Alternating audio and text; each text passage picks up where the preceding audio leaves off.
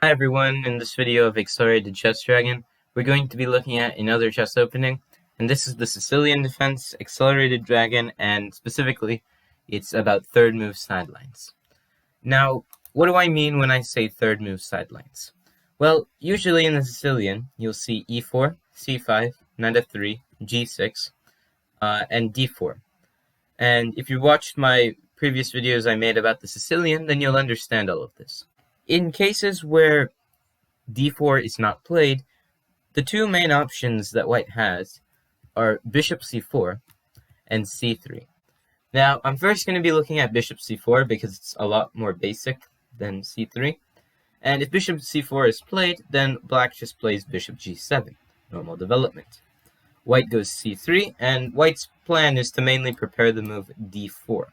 And it makes sense why white is trying to do this, because you didn't get d4 in on move 3, so now you're trying to get it in on move 5. So e6 is played by black, and white goes for d4. Black trades the pawns, and now goes for d5. E takes d5, e takes d5, and now bishop b5 check. So both sides have isolated queen pawns, but it's not really that bad for either side. White is going to have to use his space and perhaps develop his knight and bishop like that, and black is going to do the same thing. It's really just a similar position. So black plays bishop d7, a trade of bishops occurs, and black recaptures with the knight. And, well, the basic idea now is to play knight f6, maybe you could even go knight e7, followed by knight to f5, and the pressure on the d4 pawn can later amount quite high, and, well, in that case, black could definitely get a lot of initiative and variations like that. So the other option is, instead of going bishop c4, why not play the move c3? If c3 is played, then black goes bishop g7, same idea, and white goes d4. The only difference is white gets d4 in on a move earlier. So after d4 is played, cd4, cd4, and now d5. And after d5 is played, there are two moves, either e5 or e takes d5.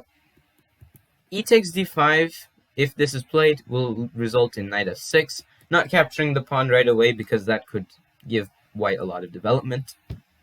So knight f6, bishop goes to b5 with check, and knight bd7. So black is now threatening to capture the d5 pawn, and if white tries to reinforce it with something like knight c3, then just simply castling. And black is yet again not going to be worried about material. Like in my video I made about the move 4 queen takes d4, black is just gonna be fine with everything. And after castles, he's just going to play a6, maybe b5, maybe knight b6, and put pressure towards d5. But he needs to get his development out first, and that's what black is going to do. So knight c3, although it could be played, would just give black an edge. So d6 here by white. White is willing to sacrifice his pawn just because he might have to give it up anyway later on. So after d6 is played, black captures e takes d6. And a reason why d6 could be played is that, well, in the previous position we saw that white had two doubled pawns. But when he played d6 and offered one of the pawns, not only did he give up the pawn and get rid of one of the doubled pawns, but he also somehow managed to isolate black's pawn. And that's a very nice thing for white. And usually the continuation will follow queen e2 check, queen e7, bishop f4, threatening bishop takes d6 because the queen is pinned to this queen on e2. So, queen takes e2 check, bishop takes e2, and now king to e7, defending the d6 pawn. Playing the move d5 immediately would result in a slightly worse position because after knight c3, white is the one with more development. Now, white is threatening knight b5 and getting his knight into one of these squares. So after, say, a6, castles, white would be better considering his development, so that's why black should not play d5. Instead, black plays king e7. Now, rook to d8 is the idea, and b6, bishop b7. And you might be asking, what difference does it make? Well, that pawn was completely fine on d6. Even if it was going to be a target, you can still defend it. And even if your pawn may seem like an isolated queen pawn, so is white's, so it's not really that big of a deal. After knight c3, knight b6, and you're just going to develop easily. Castles by white, h6 by black, knight d2, and then knight fd5. So threatening the f4 bishop, but also threatening the c3 knight to maybe trade a bit of pieces off. The knight captures, the other knight captures, and now bishop g3. So you don't play bishop to e3 as white, and that's mainly because, well, first of all, black can obtain the bishop pair after, say, knight takes e3, f takes e3, and now bishop to e6. And, well, black has managed to get the bishop pair. Later on, he can even use one of these rooks to occupy the c-file, and then maybe he could later on double the rooks, and that would just be an advantage for black. So bishop e3, not the best. Instead, bishop g3. And here black captures on d4, winning a pawn, and knight c4. So threatening the d6 pawn. And now black defends with bishop c5. Rook a d1, attacking the knight, and now bishop to e6, defending the knight. The bishop goes to f3, and here black has a very nice tactic that he can use that kind of simplifies the position a bit. And it's just knight c3. After knight c3, there's an attack towards the rook on d1, but there's also an attack towards this knight on c4. So white will capture with b takes c3. And black captures on c4. And if you look at the power of his bishops compared to white's bishops, it's definitely a huge improvement on black's end. So I would take black in this position, and usually the continuation will be rook fe1 check, bishop e6, bishop takes b7, and now rook a b8. And black's position is definitely a lot easier to play because black can easily use the second rank, and after black doubles the rooks, then it's a very easy process from there. So, e takes d5 is one move. The other move is e5, and this is more of the main variation. e5 is trying to shut the bishop out of the position, whereas e takes d5 was trying to open the position up more. After e5 is played, black will play bishop g4. And the idea is to develop his bishop before you play e6 and close the pawn chain. And it's very reminiscent to many different types of openings like the French, the Caro-Kann, where you develop your bishop out first, and then only you close the pawn chain with e6. So here, white has one of three moves to choose from. The first move is knight c3, the second move is knight bd2, and the third move is queen to b3. If queen to b3 is played, then queen d7 by black, just defending the b7 pawn. And, well, you should know that bishop b5 doesn't really do much because black can just defend with knight c6. And it also helped black develop a piece, and later on, taking on f3 followed by e6 and knight g7 is the major plan that black has. So, bishop b5 doesn't do anything, so knight c3 instead. This attacks the d5 pawn, but here knight c6 is played. And black isn't too concerned about losing material, because if queen takes d5 is played, then there's queen takes d5, knight takes d5, and castling queenside. So now there's an attack towards this knight. And if the knight moves, then this d4 pawn is also weak.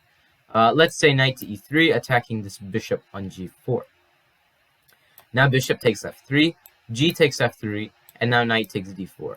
And it's so easy to exploit all the weaknesses that white has in the position. For instance, f3 is weak, e5 is weak, and your pawns are doubled. And it's really hard to see how white can prove otherwise. The king will sidestep, maybe black can just start developing with knight e7, knight f5. And does white really have a say in all of this? Not really. So it only favored black if queen takes d5 was played. Now, if you try knight takes d5, which has the same idea, really, then you're not really going to look at this knight. You're going to look at the c-file with rook c8. And, well, you get the c-file, and your main threat now is knight to a5, threatening this queen. And you also have ideas like bishop to e6, putting pressure on this knight on d5. And let's say that white were to play the move knight c3. Now you can strike by playing the move knight takes d4. For instance, and now let's say knight takes d4, queen takes d4. Black is definitely a lot better. You are putting pressure towards e5. Your queen is very nicely centralized. And if white thinks about capturing on b7, well, there are many ways to refute this. Namely, rook takes c3, and black just gets the advantage and has an easier position to play, whereas white, it's not that easy. You have to deal with all of these threats as white, whereas for black, it's basically nothing. So bishop e3 instead. Defending the d4 pawn, as that's the major weakness in the lines where you capture on d5. So here, bishop takes f3 is played by black, simply removing the knight on f3, removing a defender, and basically, black is going to exchange the bishop off for the knight, and then play e6. So g takes f3, and e6. You might be wondering, why doesn't black just play e6 here? Well, if black plays e6 now, then white could perhaps retreat the knight. Let's say knight to d2. And now the ideas of f3 and g4 later on are piling up, and it really works in white's favor because you're going to kick this bishop away. Maybe you could even trap the bishop because of its little to no scope in this position. Otherwise, you would just have to give up material like play g5 in order to free the g6 square for your bishop to retreat to. But that is just too much that black would have to deal with, and it's really very stressful for black in a case like that. So instead, just bishop takes f3 immediately, and now e6. So solidifying the d5 pawn. Knight goes to a4 with obvious intentions of going knight c5. And you could play b6, but this allows bishop b5 to attack the c6 knight. So bishop to f8. Now, of course, knight c5 would obviously be a humongous error, because bishop takes c5, d takes c5. And you could capture on e5, but I would just like to develop with knight ge7. And utilizing this f5 square will be no trouble at all. So that was the move queen to b3. The next move is knight b to d2.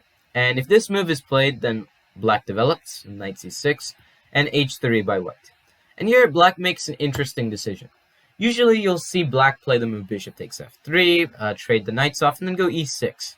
But in this case, black instead decides to play the move bishop f5. And why does black do this? Well, you did lose a tempo, but if you compare your bishop on f5 now to the knight on d2, there's definitely a big difference. That knight on d2 is horribly placed on d2. It doesn't do much. It's blocking in the dark squared bishop, and it's only reinforcing the knight on f3. That's its only occupation. Other than that, it's really just a useless piece. So moving the bishop back one extra move doesn't really do much when your opponent has a knight that is basically useless. So here, bishop to e2, and now f6 by black. E takes f6, e takes f6, castles, knight ge7, and after knight b3, queen d6. Black manages to obtain an active diagonal, the h2 b8 diagonal, and later on, castling, let's say bishop e3 and castles. Black has a very nice way of playing. You can go bishop to e4, bring the knight out to f5, and maybe centralizing the rooks as well could also do a great deal of power. So, that leaves one last move, knight to c3. And this is the major move, and if you play knight c3, then just knight c6, bishop to e2, a trade on f3, e6. The idea of just trading the bishop for the knight off, and then playing e6. White castles, knight ge7, and now bishop to e3. And here, although black could jump into the f5 square immediately, he instead decides to play castles. Queen to d2, and now knight f5. There really wasn't much difference, but castling and first getting all of your pieces developed is definitely a better approach to immediately playing knight f5. And after knight f5, black has lots of control over the d4 square, lots of pressure towards the d4 square, and a lot of ideas like rook b8, knight e5, and then d4, and then there's pressure towards this bishop, there's pressure towards this knight, and I would definitely see black getting a tremendous advantage in a position like this. So that is the end of the variation. I hope you all enjoyed the video, and if you have any suggestions or feedback for me, please let me know in the comment section, and stay tuned for more chess.